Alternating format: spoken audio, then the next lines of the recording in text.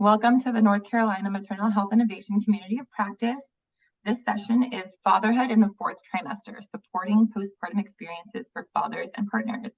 Today's presentation is being presented by Brandon Diggs-Williams from the Center of Transformation and Juan Irby at Dad to Doula.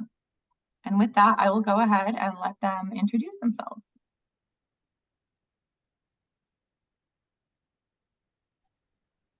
All right, thank you for having us today.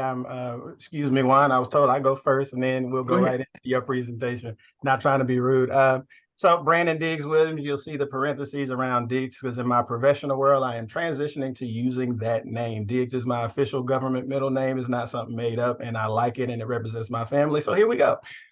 Yes, the owner operator of Center of Transformation, PLLC, also work full-time at the Durham VA Medical Center. Anything I say today is not representative of the VA, just representative of me and my position. Also creator of Lion Tamers, which is an organization focused on the holistic development of Black men. Looking forward to the day. Been in social work since 2005, some form of therapy since 2009, fully licensed since 2014. Former concentration was around couples work, and now it's around diversity, equity, inclusion. Glad to be here. Awesome. Hey, everybody. My name is Juan Irby, owner and founder of Dad to Doula. I'm a birth and postpartum doula and new parent educator. So I'm the only male doula in the Charlotte, North Carolina area. So I have been doing this work since 2001, and I truly love what I do. I'm here to make sure that fathers have a voice, that they are seen and that they are heard throughout the whole birthing and postpartum process. Thank you guys so much for this opportunity, and I'm happy to be here. Great. Thanks. All right, I'm going to go ahead and spotlight you. Go ahead. All right, so let's go ahead and get this thing started off.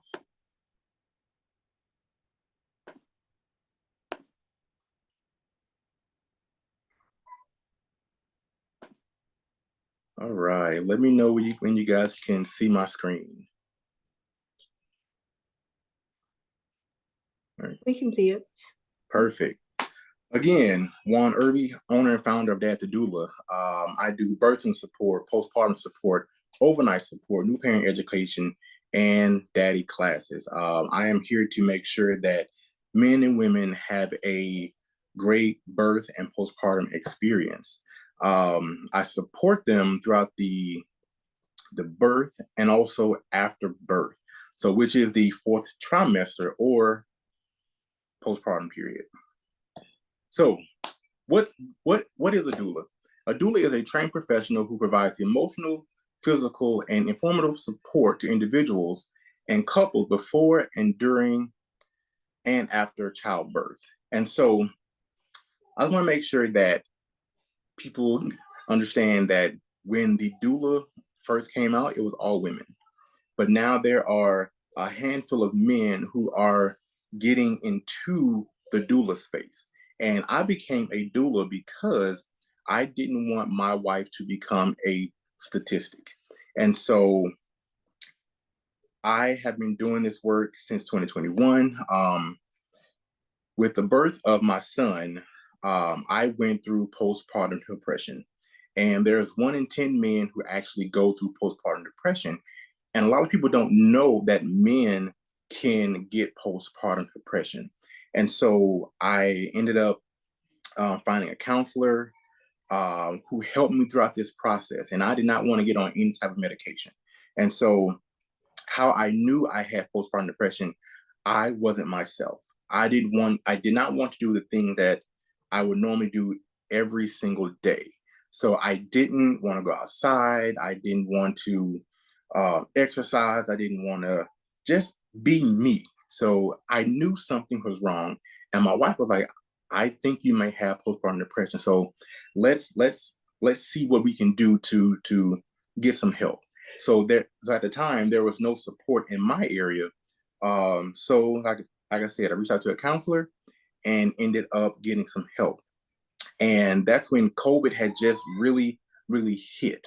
And so I had just started this brand new job, and they were like, okay, come to work, close your door. But I just had a baby. And so I didn't have enough leave to stay at home with my child and with my family, and which kind of also sent me into that state of depression as well. So with that being said, the counselor came up with an idea, said, hey, why don't you tell your wife to FaceTime you and you guys can have lunch that way?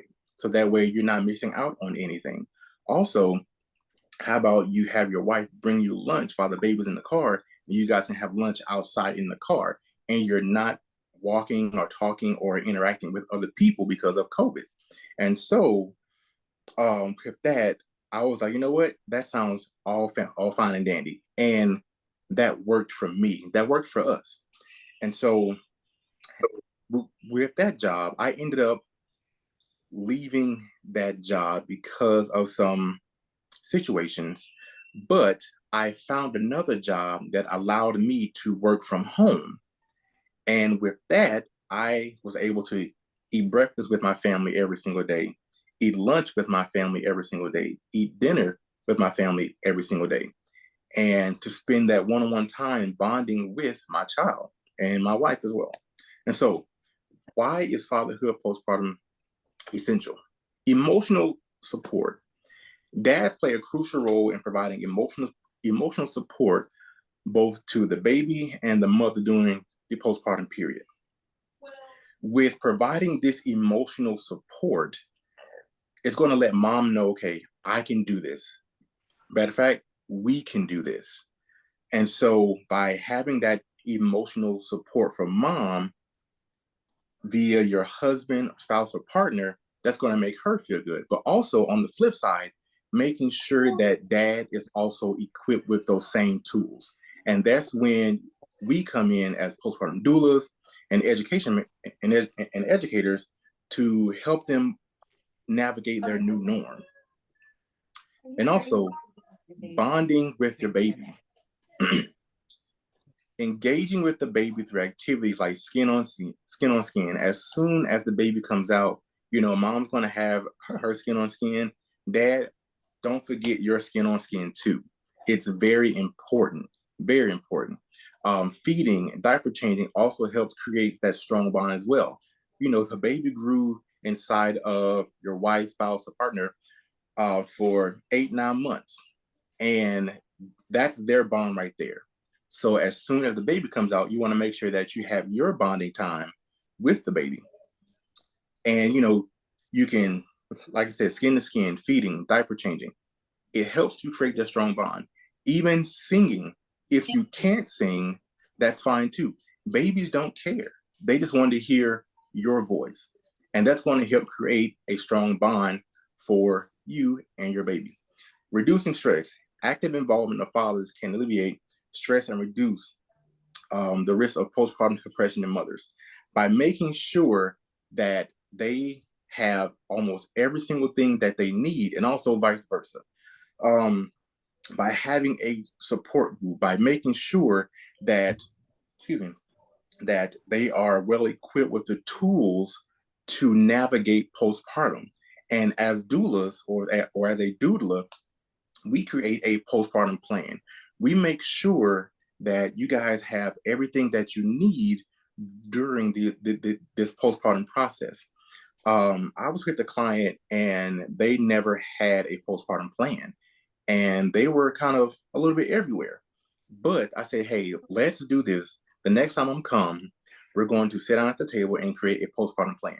Who is allowed to come in your house?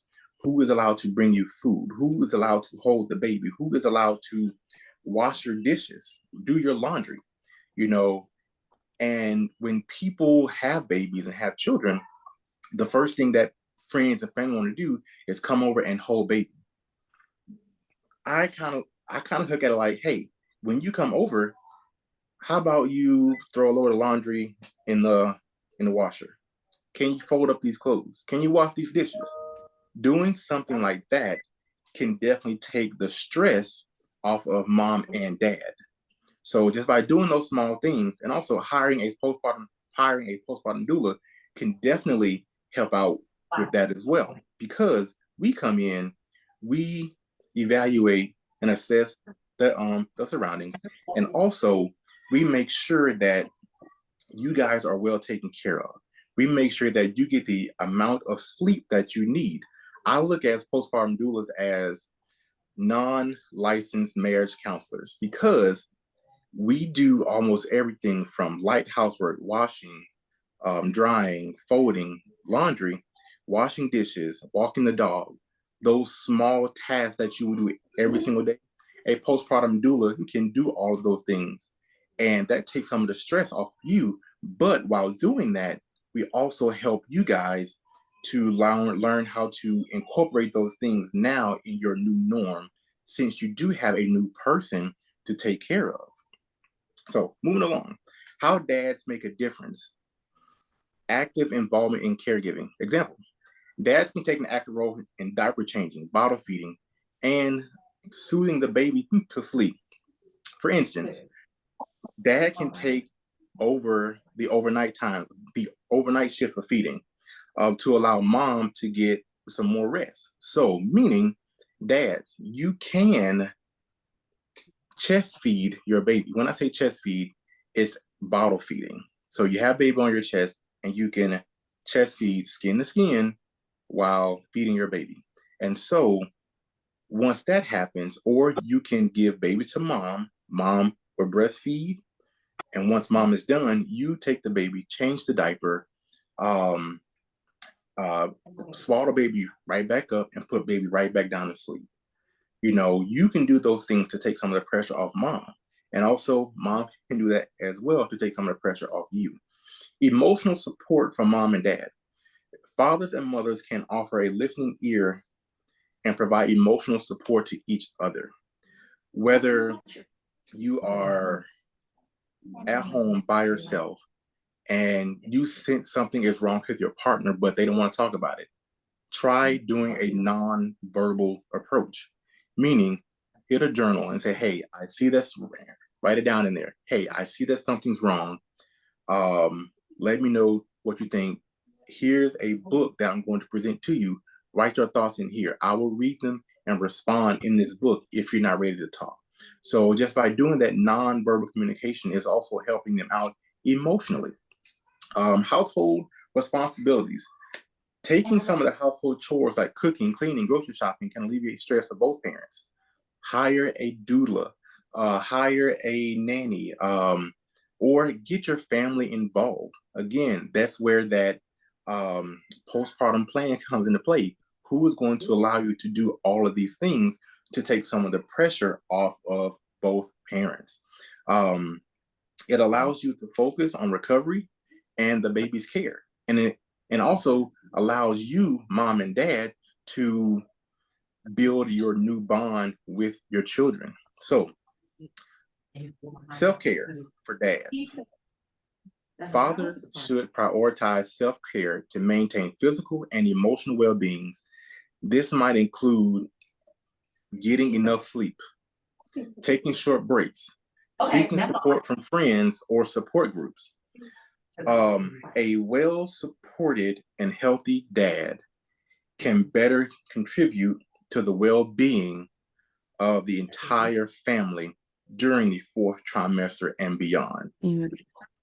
By having well-rested parents, that's where the doula comes in. Hey, we have baby. We want to make sure that you get the amount of sleep that you need, so that way you guys aren't bickering back and forth. So that way you guys are healing, that you guys are recovering from this brand new thing that just happened.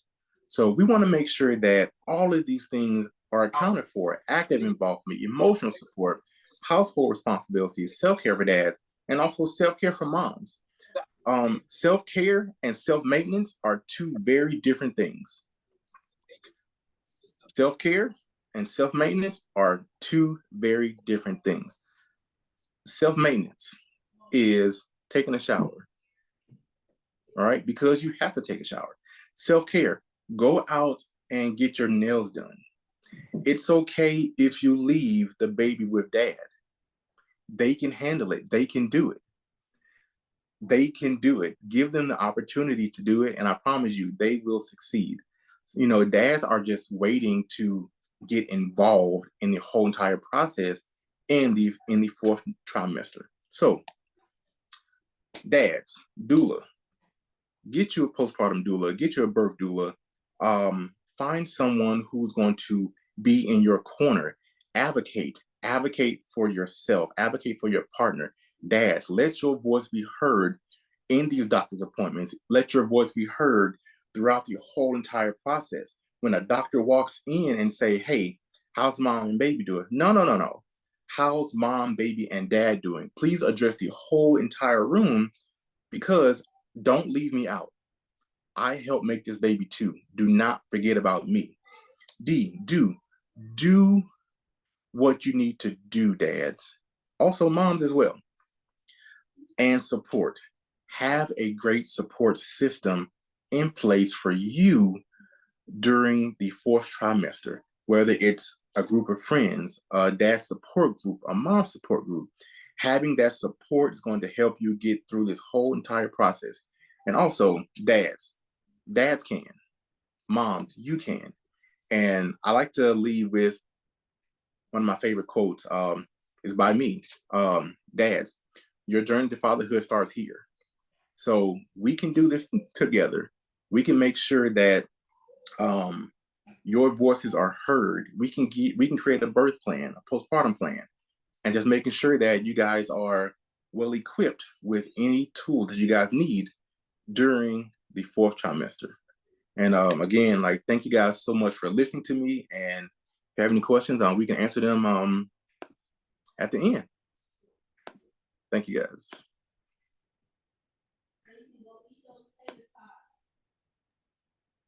All right. Thank you so much, Juan. I'm about to share my screen also. You hit on a lot of points that I absolutely agree with and will probably highlight as we go through. Just as a caveat to get everybody prepared for me, I got a text message not too long ago saying, slow down. I am not slowing down. When I start talking, I will automatically speed up. And when I don't speed up and I concentrate on slowing down, it takes away from my natural presentation. Also, my experience has been when you talk fast, people have to concentrate to pay attention and they're more attentive. Lastly, I do not expect anybody to remember all of the things that I say today, because there's going to be a lot of stuff. I expect people to take some points and highlights that resonate with them. They'll stick with them, and then you watch the recording if you want more. Come back to it and check it out again. So I mean that in no way offensively. And what I have seen is people actually do have the ability to listen faster. So I'm not trying to be inconvenient, but got to do me. So here we go. You all should be seeing general symptoms of depression on the screen. Why is that up here? Because postpartum depression for men and or for women, there is no categorization for that in the DSM. The DSM is the Diagnostic Statistic Manual for Mental Disorders. We're on the 5th edition right now. And whether we're talking about grief or postpartum, we treat it from a counselor and therapeutic perspective as depression. So you see some symptoms are up here for depression. I won't belabor and read them, and that'll be the case with most of the slides. Feel free to read them as you see fit. One of the things that Juan talked about that I thought was right on time and on point, and more than a coincidence to just be a coincidence, is his lack of desire to do certain things when he was dealing with his depression postpartum. Anhedonia is a term, a fancy term that just means a lack of pleasure or a loss of pleasure. So if I used to like playing chess or riding bikes or video games or something of that nature and really, really enjoyed it, while I'm in that state or setting of depression, when I engage in those same activities, I don't have the same level of enjoyment. Being able to pinpoint these kind of things will help us to understand and recognize when we do need an extra level of help. Also, a lack of motivation shows up. And when we start talking about, which I'll go to the next slide in a second, postpartum, we're in a situation that's almost like a state of emergency. What I mean by that is I used to work in emergency departments. I used to do in-home therapy. Especially in in-home therapy, I was the person that was designated as the first responder. So before they call the police, call the mental health professional. And then I make some determinations about what to do. In the training around emergency situations, the objective is not to optimize the individual or family's life. The objective is to help the family find their way back to their baseline or their new baseline, or sometimes people will say their new normal. So when a new life is introduced into a family, everything changes. Everything changes as far as, let's go on to the next slide. Everything changes as far as the dynamics associated with finances, with roles that people are playing, with relational development, there has to be modifications for all of it. I'll read just a couple of these and highlight them. Postpartum factors that perpetuate depression. History of trauma. So, if somebody has some trauma that is unresolved from childhood, we often would call it story of origin, then having a new child introduced can trigger some of the things associated with that. Lack of natural supports. One of the things that Juan talked about was the whole reason that he is in profession, or one of the main ones, is to provide that support, because naturally, a lot of times we don't have it. Once a baby is introduced, we move into, if we're not already there, we move into survival mode versus thriving mode. And I really love what you say. I had to write this down. I'm going to use it. I'll give you credit when I say it again.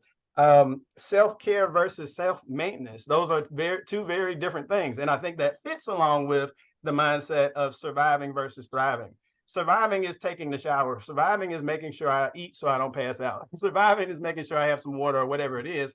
But thriving is doing the extra things to add a certain level of quality. I'm somebody, I like massage. I like going to the movies, things of that nature. And sometimes, because those are extra, and it actually is extra, they get dismissed, especially when we're in survival mode. But sometimes those are the very things that help us dig out of the states of depression that we're in.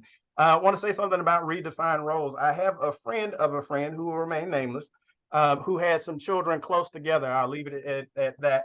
And they were having a conversation about it. And they said, I love my children, but they stole my best friend.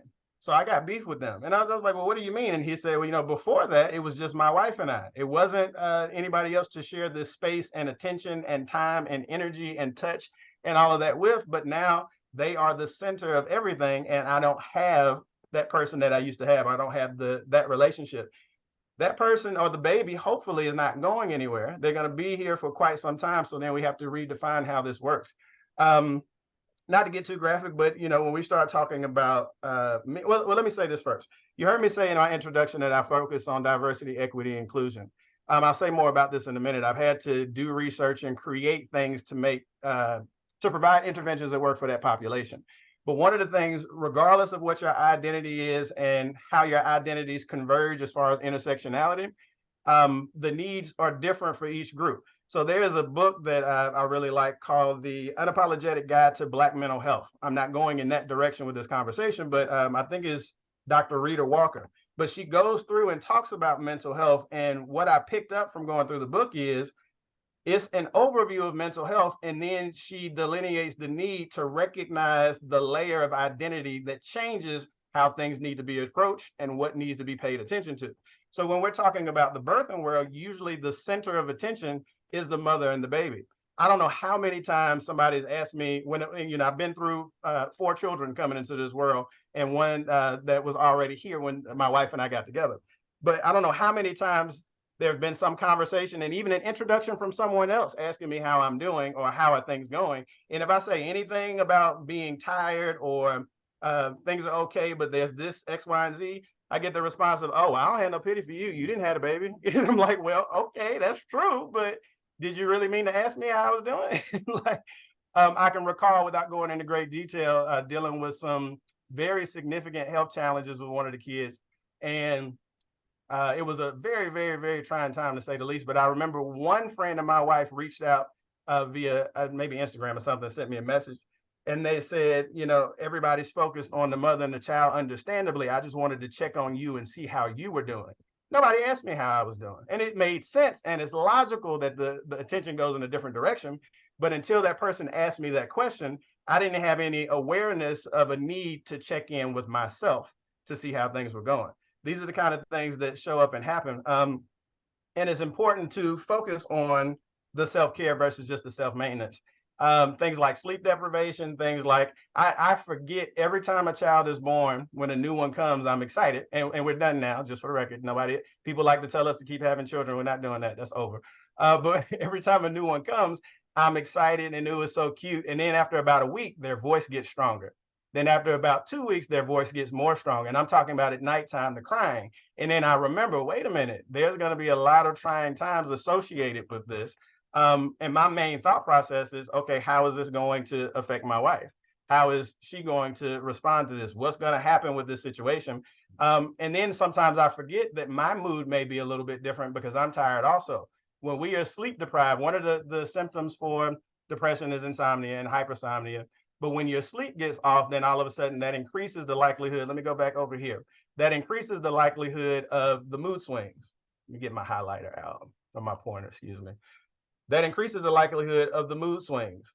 That increases, obviously, the likelihood of poor energy. And then here we have increased irritation and anger. Statistics say that domestic violence and conflict in marriages and relationships raise tremendously when there's an introduction of a new child. And I believe personally that's because there's a lack of focus on how to manage that. So let's move forward. I would love to say a whole lot more about each of these categories, but we don't have time. What I'm sharing with you now is what I have come across as the most used modalities to combat depression. So we've got cognitive behavioral therapy. Some of you may be familiar with that. We've got dialectical behavioral therapy, prolonged exposure to cognitive processing therapy, and mindfulness techniques. As I was exposed to training in these different areas, I started to notice that there was some overlap with all of these. And one of the main things were around automatic thoughts. Now, this is a much broader conversation than what you'll see on the screen and what I say today, but automatic thoughts speak to how exposure to certain messages and exposure to certain activities and the perpetuation of cyclical behavior creates habits. So a lot of times, I like to give this example. You can hear a song that you don't like and find yourself singing it all day. So it doesn't have to do with you choosing that I'm going to sing this song. No, I've been exposed to it. Now it's in my head and it's replaying. Sometimes when it comes to worry and things that we're overly focused on, we call it ruminating thoughts. So once I noticed that there was an overlap, I started to study each of them. And as I said before, since I focus on diversity, equity, inclusion, once you start talking about other populations, evidence-based interventions like prolonged exposure, those are tested on the normative population. So usually middle to upper class and white Americans are the ones who get tested. But when we start talking about LGBTQ plus community, we start talking about Black, brown, what have you, people of color, BIPOC, there aren't many evidence-based interventions that work with those populations the same way. Because again, as that book I referred to, there's a layer that gets missed and ignored. I think this works in a similar way when we're talking about paying attention to fathers with postpartum versus mothers. Because how often have you heard we talk about postpartum depression with dads? Everybody I've talked to in preparation for this presentation has been surprised that it's even a thing. So this is not to promote me, but this is my method. You heard me say DIGS earlier. I've created what is called the DIGS method, and I'll share some information around that where I use an eclectic approach in taking pieces of these dominant theories that are used to combat depression and created my own modality. So bear with me. This will all make sense soon. Daniel Kahneman, who is a Nobel Prize winner, wrote this book called Thinking Fast and Slow. It's an entertaining book. It's a good book, but what I pulled from it was the language of System 1 and System 2. Those who've heard me present before have heard about System 1, System 2, because it's foundational to a lot of what I talk about. System 1, System 2 speaks to an autonomic and automatic way of thinking versus a mindful one. As Juan said earlier, there was a quote that is his quote. This is my quote that's on the screen right now. We operate mostly, I'm going to say this twice, first time slow, second time fast, and I'm repeating it so it will sink in. It's important. We operate mostly based on habitual thinking and programming that becomes imprinted over time. It can be exceedingly challenging to modify the way we think, yet it can be done through intentional practice. If we choose how we want to think and practice it consistently, we can change our programming. Here comes the speed. We operate mostly based on habitual thinking and programming that becomes imprinted over time. It can be exceedingly challenging to modify the way we think, yet it can be done through intentional practice. If we choose how we want to think and practice it consistently, we can change our programming. So System 1, again, the book refers to it as the fast thinking, i.e. the title, Thinking Fast and Slow. And then System 2 is the slow thinking. I'm going to take some time with this right here and juxtapose the two, and then I'll share some information about how I attempt to intervene in groups and individual therapy. So System 1 thinking, our fast thinking, these are decisions we make reflexively. Without giving too much detail and giving the abridged version, I used to work in a residential treatment center that was one step below detention center. If this was inpatient. So one day there were probably 6 kids in the room and about 4 adults, three adults, I think it was, and a fight broke out and it got pretty hectic. So we had to physically break up the fight. You know, we got training to do these kind of things. So one person, I grabbed him and put him on the floor and he punched me in the face. And automatically I hit him back. Now we're past the statute of limitations, so there's no way this can be a problem for me at this point. And I give this extreme example because it is extreme. I want to make this point very clearly. If I would have had any kind of opportunity that I could recognize to make a decision, that would not have been my decision.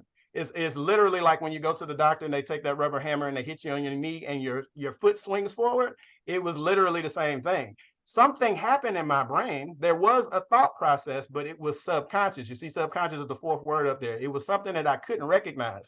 And quite often, there are things that we do throughout life that are subconscious decisions that we're not aware of. In my car, on the steering wheel, there is a groove right here on the right side at the top of my steering wheel because apparently I put my hand there every day and rest it when I turn and when I'm riding. I didn't make a decision to put my hand there. I probably wouldn't even recognize that my hand goes there all the time if it wasn't for the evidence that there is a groove. There has been an impact because there's been this cyclical behavior where I'm grabbing the same thing over and over. System one thinking is automatic.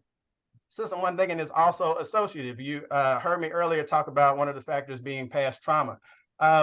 Using my wife as an example, I can think of a period in the past where, let's use a scale of 1 to 10 like we often do in therapy, with 10 being I am about to really explode internally and it's going to ooze out externally, and 1 being I'm so relaxed I could take a nap right now. She would do something that I would see as an infraction that would be like a 3. And I'm not saying this to talk about her, I'm just giving a real world example. And my reaction would be like a 7 or 8. And I don't recall if she said something to me about it or if I noticed that my reaction was incongruent, but I started to recognize, hold on, this doesn't make any sense. In the first session with my folks that I have for individual therapy, I give them the therapeutic homework of beginning to build the habit of tracking their triggers for shifting to both negative and positive mood in real time. When we try to remember what has happened to us, a lot of times our memory will fail. But if we make a habit of tracking in real time, in other words, being mindful about what's going on, we can gather a whole lot more intel that'll help us understand and navigate whatever road we're on more effectively. So I said, okay, I make a habit of not giving people interventions that I either have not seen, not giving people interventions that I haven't seen work multiple times. I've had to see it work with many people, or I have tried it myself and seen it happen or work well for me. This is one of them that works well for me. So anyway, I implemented that in this process, and I came to realize as I was checking it in real time, something that she would do, she being my wife, would trigger something subconscious for me that was unresolved from the past. So this could be considered trauma. It's not necessarily trauma the way we think of it at the high level, but any type of injury that goes unresolved can have a traumatic effect. So past relationships, past losses, things of that nature, when that button got touched, then all of a sudden I had an elevated response.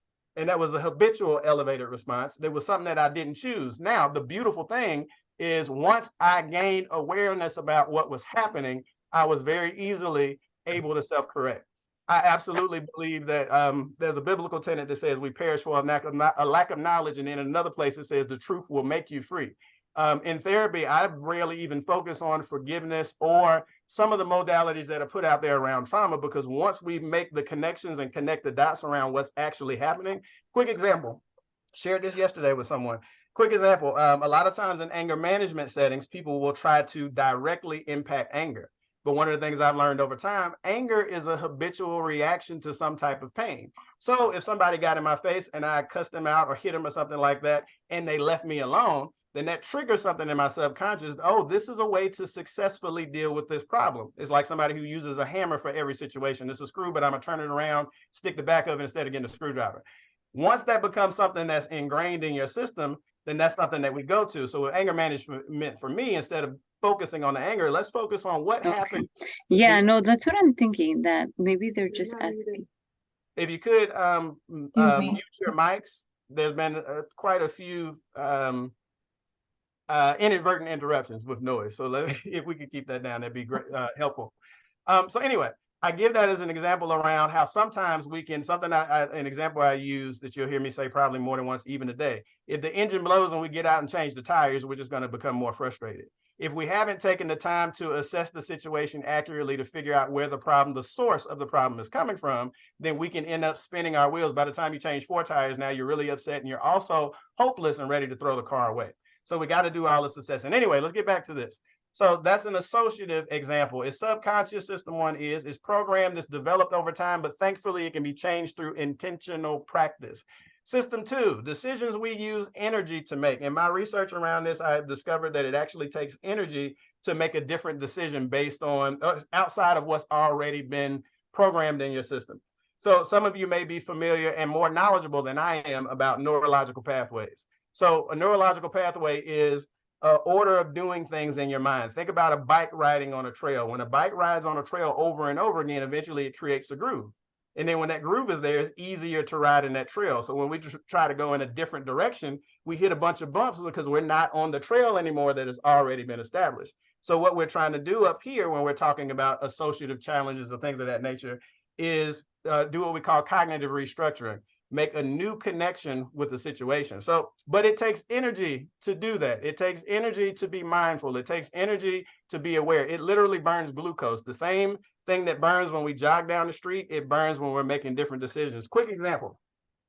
You heard me say I work at the Durham VA. I work from home now, but for years I was driving to Durham from Greensboro. Where we live currently, I make 3 or 4 turns, ride for about 50 miles, make 3 or 4 more turns, and I'm in the parking deck. I don't know how many times I've gotten in the parking deck and don't remember the light, don't remember getting off the exit, and y'all probably can relate to this because I've traveled that road so many times, my reticular activating system has programmed and it's become automatic. That same drive, when there's a lot of traffic, I'm trying to pay attention to the person in front of me so I don't hit them, but I'm trying to stay close enough so nobody cuts me off. I'm watching what's going on. It's a stressful situation. I come to work, I remember every light. I remember the last turn. I remember all of the stress, and I'm tired when I get there. It takes energy to do something different. So if we've had a pattern established in our lives and then we introduce children, one of the things that can perpetuate the symptoms and the feelings and associated challenges with depression is that change by itself. And if we don't know that it's going to require that amount of energy to go into the self-care versus staying in the self-maintenance, then we'll think even more that when we do something to take care of ourselves, we're doing something wrong. Also, the messages from society will tell us we don't need to be doing anything extra for ourselves. We don't need to take a nap. We don't need to care for ourselves. We don't need me time. We need to just focus on whatever the objectives are. But if we do that, then we'll never stop. You know, even, and I'm not trying to do any kind of Bible study stuff or convert anybody, but even in that book called the Bible, the person who's supposed to be omnipresent and all powerful, after those 6 days of creating things, they rested. They took a break. But quite often in the society that we're in, we don't do that.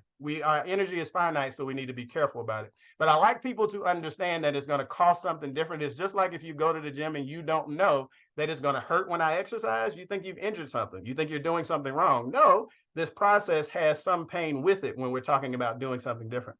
System 2 thinking is intentional. It's focused. It's a conscious choice. It requires executive thought and is executed in real time versus being associated with something from the past.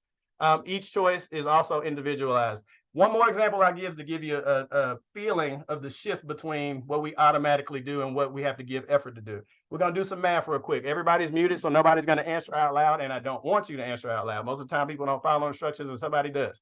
Anyway, what is 2 plus 2? I'll give you some time to think about it. What's 4 plus 4? Feel free to get your scratch sheets of paper out. What's 10 times 10? We're getting complicated now. Now, what's 17 times 24? A lot of times when I get to 17 times 24, people go to cussing because 2 plus 2, 4 plus 4, 10 times 10, we don't have to think about it. It's automatic. It comes right up. It's a system 1 response. Boom, boom, boom.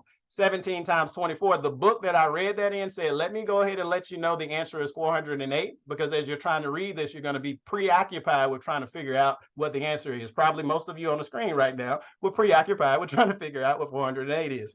I love that example because it shows that there's a commonality in the things that we go through, but it also lets people get a visceral feeling of how when it's something that I'm used to thinking and there's a clear neurological pathway, it happens automatically. There is no stress. But whether you knew it or not, when we got to 17 times 24, heart starts beating faster, blood starts pumping more, neurons start firing, because now I have to do a certain amount of work to do something different. To go from maintenance to self-care requires work. To go from just being 2 people to now 3 people, or if you had multiples, right now we got 7 people in our house. To go from 2 to 7, or when we started, it was 3. All of that requires that system 2, and it requires that work. How do we do this? So this is something that I utilize also. The transformative thinking process. Establish your goal. In this situation, it would be, let me combat this postpartum depression as a male. Assess your current programming. What is already happening with you? What's your system one right now? What's your automatic response? How do you automatically take care of yourself or respond to these types of challenges that are going to be pervasive and consistent? What's your current programming? After you've assessed that, identify the barriers to getting to the goal of combating this postpartum depression. Assess what is contributing towards getting to the goal. Then you can subtract what's getting in the way, and you can add what's helping you go in the direction you want to. Once you identify it, let's make modifications in our behaviors, thoughts, and actions. I'll say more about that in a minute. Intentionally in our system two, and keep doing it until system one becomes system two. What I mean by that, if we intentionally practice how we want to behave, if we intentionally practice moving from self-maintenance to self-care, and we do that long enough, eventually it will become the thing that we do automatically. So I'm someone who used to be a little bit more explosive when things frustrate me. But now I'm much more cognitive. Now, certain situations we're talking about at home, that's a little bit different. That's closer to home. But in my professional setting, he ain't through with me yet. I'm still working on that. In my professional setting, more than likely, I'm going to respond with something very logical because for years I have practiced, okay, let me stop, let me pause, let me breathe, and really assess what's happening. Going back to the modalities that are used, the main one, I'm trained nationally, or excuse me, federally in cognitive behavioral therapy for depression. So it's a version of CBT that I utilize in a lot of what I do. So we have to pay attention to our behaviors, thoughts, and actions. You may have noticed in one of the steps in the transformative thinking process, I said we need to modify our thoughts, our behaviors, and be attentive to our emotions. So all of these things create change. If we just deal with our thoughts, but we don't deal with our emotions or our behaviors, then it won't be complete change. If we just deal with our behavior, like what I've seen is there's an overemphasis and neglect in different settings. If we go to a spiritual realm, there's not much emphasis on the cognitive realm. If we go to a cognitive realm, there's not much emphasis on the spiritual realm. And I barely hear anybody talking about behavioral activation. But whichever one is the path of least resistance, and I'm talking about combating depression, that's the area we need to go in. If I need to put my mind on something that I already know affects me positively in my emotional state, and that's the easiest thing to do, then great. But sometimes I may need to go take a walk in order to get my emotions in check so I can think clearly. But we won't even know what happens for us or what's effective in specific situations if we're not assessing ourselves on a regular basis. The situation or event, new baby. Middle of the night, baby's crying. What's the automatic thought? Oh, here we go again. We're going to be up all night. I have to deal with my physical, I have to deal with my emotional response, and I have to deal with my behavioral reaction. All of these things are necessary. I'm going to very quickly go through just a couple of interventions that I use utilizing worksheets, and then give some time for questions. So activity monitoring form. This is a form that we can use to track what happens each hour, save nighttime hours, each hour, day to day. When our emotions get high and when we're distressed, when we are in a state of depression, the prefrontal cortex, the part of our brain that assesses, analyzes, and makes logical decisions and responses, the functionality of it dissipates. In other words, if we are really upset about something, we don't think clearly. It's literally, this doesn't work the same way because there are other things going on. So when we try to remember something or a situation where there's emotional highs and lows, one of the symptoms for PTSD is not being able to remember the whole traumatic event clearly.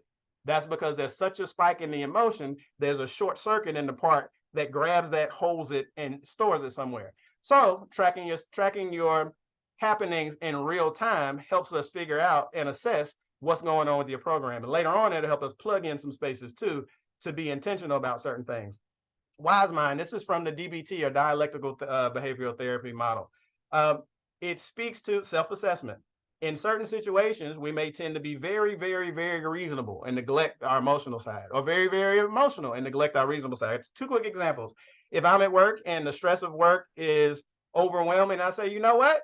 Forget all of this. And I just quit that day, and my mortgage is due tomorrow. That was an emotional move that neglected having any kind of rational assessment.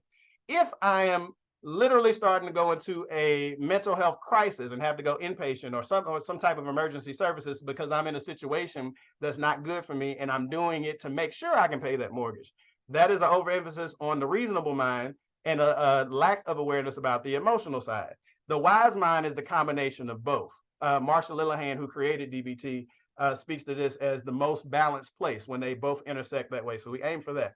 Some of you may have seen SMART goals, specific, measurable, achievable, relevant, time bound. I had one client say, I'd use this in my work life all the time, but I never thought about using it in my personal life. This helps us to get our bigger goal of combating depression into some actionable items. One of the examples it has on here is, I would like to have less crying spells per week. It gives us something we can measure. It gives us something that's specific. It gives us something that's achievable versus something that's too lofty to actually complete, and then would be more disappointed in ourselves. It's relevant to the individual, and it's time bound. What Juan was talking about earlier, as far as engaging in activities, one of the things it says, I like to engage in activities I used to enjoy, like swimming. So this helps us to go from the feeling that I want this to change to putting it down in such a way where we can actually take steps towards it. This 5-column thought record, and again, I don't expect anybody to remember this holistically. I just wanted to give you an overview and picture. When these things happen where we are triggered, this gives a person the opportunity to write down, what's the situation that happened? Baby woke up in the middle of the night.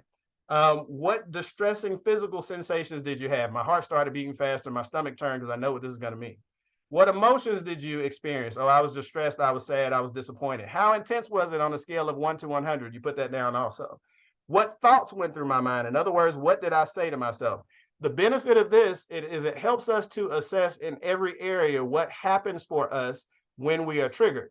And the beauty of this is, there have been times where I've been able to recognize my physical reaction when I was becoming upset, but not recognize my mental or emotional reactions. And because I noticed that I was squeezing my fists or grinding my teeth, I could move myself or remove myself from the situation that was triggering for me before I got to the point of no return.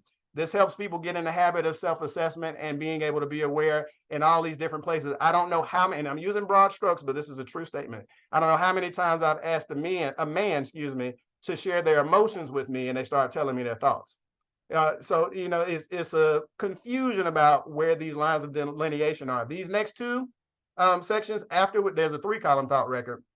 After we get that under wraps, then we move towards introducing an alternative thought process, an alternative response. And then we assess again, how intense was this disruption? So all of this is about going back to this model here and assessing our thoughts, behaviors, and actions to help us to get to the goal of dealing with and managing postpartum depressive symptoms, even as a man. But it takes this assessment. It takes this identification of barriers and contributing factors. It takes change, and it takes a lot of energy to do what you need to do for yourself. That's self-care, though. It's absolutely necessary. I have coined and believe in a term called appropriate selfishness. I believe in being appropriately selfish at all times, because my brother-in-law said he spends about 8 hours a day focusing on himself. Now, hearing that just on the surface, it sounds self-centered, inappropriate, and wrong. But the better he is as an individual, the better father he's going to be, the better husband he's going to be, the better worker he's going to be. So I subscribe to that 100%. Because of time, I am going to stop talking, and I appreciate you all's attention. Any questions? I think we're ready for them. Thank you so much. First of all, this was wonderful. I can see in the chat everyone asking for these different tools to be used for them, and an appreciation of so many tools and resources that you've shared. It'd be great to have like a compilation of all of them that you've shared across the your presentation. This is great. I loved a lot of the analogies too. I had never thought of it that way, and so that was really great. A lot of people are saying this needs to be introduced into our community. It'd be great to be introduced into preconception care. And then, does anyone have any questions? Don't be shy.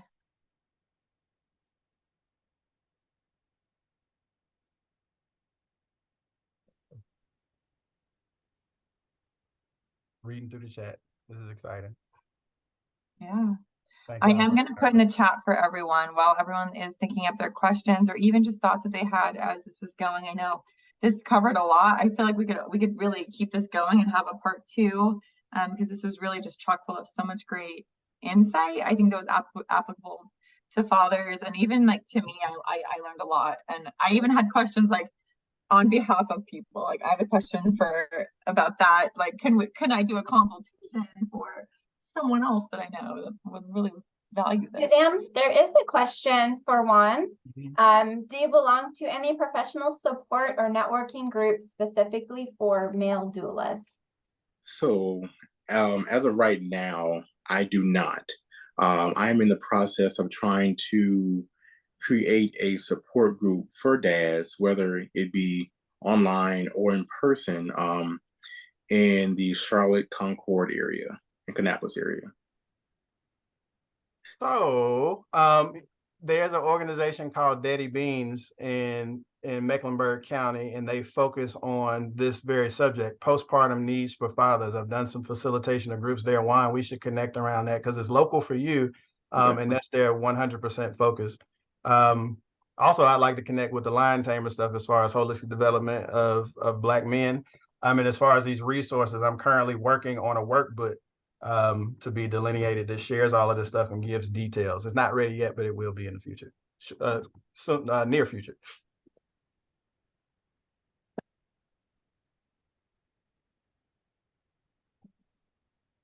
Well, really quick to wrap up, I put the evaluation link in the chat. Please do let us know what you thought of this presentation, especially if you'd like a part 2 or if you'd like any of these topics to go more in depth. I think that this was kind of like skimming the surface of a lot of stuff, and we could really get into depth of having them come back. So please do submit an evaluation form. We really appreciate it. And then Rachel, I will kick this to you for how to get nursing contact hours for those that are interested. Yeah, so let me go. I know we have a few more questions in the chat, but let me go ahead and put in the link to the Thinkific into the chat for those who are interested in getting that nursing contact hour. It's a little bit complicated. It's not the most user-friendly, but basically you will click on that link and it'll bring you to this page. You can tell if you're signed in, if you've made a Thinkific account before, if your name is in this upper right-hand corner. If not, go ahead and click on, there's a spot to sign in. And then once you are signed in, you're going to click on this little blue button to enroll in the course. And then we can go to the next slide. Once you've enrolled in the course, you can either just click this link here for your evaluation, or if you'd rather do it on your phone, you can scan that QR code. And after you fill out that evaluation, you can come back to the screen. And if you go to the next slide, on the very bottom, there's going to be a complete and continue button. And then after you push that, it'll generate your certificate, which you can either download to your computer and save, or you can print it out. But I will put my email into the chat. So if anyone has any issues, you can contact me. But I think we have a few more questions. I don't know if we have time to cover those yet. Yeah, if you don't mind, Brandon and Juan, there was a few more questions that got added. And I'm scrolling back up. What have doula programs done to integrate males and fathers into training and certification programs? So I am currently working with a certain organization that they're actually flying me out next month to talk to their trainers about male inclusivity. Because when I went through the training, I noticed that there weren't any pictures of us, no pictures of me, no pictures of him, no pictures of him in the family, in their training or promotional materials. So if we're going to talk about being inclusive, let's talk about the whole entire family. Not to get spiritual, but we have the Father, Son, Holy Spirit. So we have mom, baby, and dad. So let's incorporate that whole entire Trinity to make sure that we're talking to everybody, the whole picture. So we're going to be talking and working through the process of how we can integrate males and fathers into training, and also getting more dads certified to be doulas or doodlers. Right. And on the note of inclusivity, we had another question. In terms of prenatal classes, just for non-birthing parents, do you think there's value in having dad-father class as a more general partnering parenting class that would include lesbian partners and trans or non-binary parents? So I think with those classes, the more the merrier, because education is education. And if you don't know, then how are you going to take care of the baby that's coming to your family? And so I've taught several LGBTQIA plus members, how to change a diaper, because most men don't know how to change diapers. We didn't grow up in the babysitters club where we're changing diapers, watching kids. And also there are some women who didn't grow up that way as well. And so just by being inclusive and including them in the whole entire process, I just want to make sure that everybody knows how to take care of baby, knows how to take care of themselves, know how to, one, change a diaper, how to nurture a baby, how to clean a baby. Prime example, when I had my daughter, I didn't know what to do at all. So I had to ask my wife, hey, how do you clean yourself? So that way I know how to do that for my daughter. So just by asking her, I know now what to do for my daughter, and also teaching other people who are having children how to clean their babies and wash their babies. Just being inclusive. So just bringing everybody in to learn more and more about that. And this isn't a takeaway from anything that Juan said, I'm a huge proponent of having subgroups. So that question, I saw it and I kind of lit up because I believe it's super beneficial. The experience of the individuals, depending on the role they play in whatever the process is very different. First time I was exposed to this on a high level, Racial Equity Institute, after going through their initial training, they have subgroups where they have Black and people of color, and then they have white groups. And at first, when I saw that, I was like, this is problematic. But the conversation, the language, the challenges, it changes depending on what group you're in. So my experience as a father is very different than my wife's experience as a mother. So I think having those subgroups can be very beneficial, can allow for certain conversations to take place that may be more uncomfortable if everybody's together. This also stems from my couples counseling mindset. Sometimes there's so much conflict with the couple that we have to separate and do some individual work before we can be successful in working together. So if we have the resources, time, and ability, I think it's absolutely wonderful to have that. And that is moving towards being inclusive, even though it starts out separate.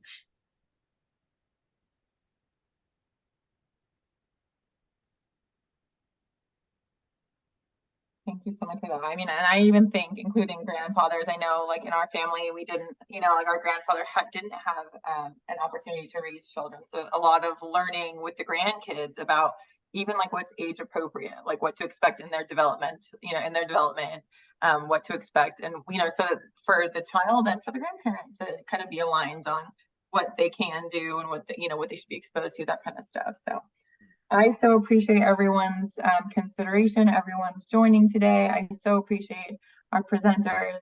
Please do submit an evaluation and let us know if you would like a part 2 on this, if you want to go into depth on any specific topics, because I think we could keep this conversation going. I really appreciate Brandon and Juan. Thank you so much for joining. And we will see you October 26th is our next community of practice. It's with Citygate Dream Center in Nkechi Charles. They're presenting on engaging with Spanish-speaking communities. So we will send out reminders, but the next one will be October 26th. Let us know if you have any issues with the nursing contact hours, and we will be sending the recording out for those who want to review some of the content that we've seen. All right, thank you, everyone. Thank you all. Take care.